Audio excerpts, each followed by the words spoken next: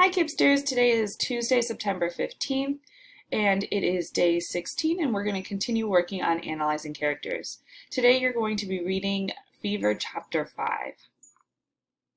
You should have already completed the do now by putting it in a text box right here and answering in full sentences the question, what did you learn about Mother yesterday?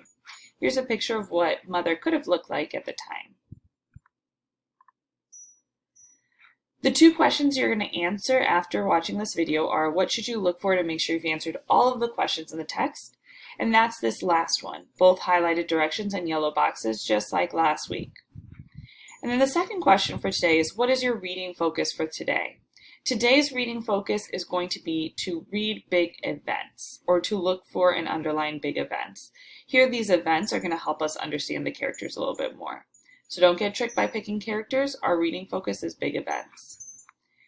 Here's our key vocabulary for today. We have fervent, which means intense and passionate.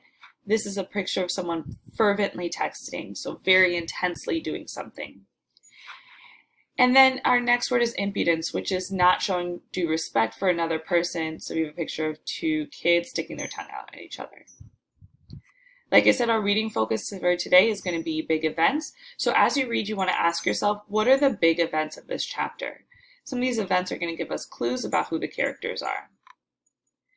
Next thing I want to tell you is that it's a really good idea to use the audio for this chapter.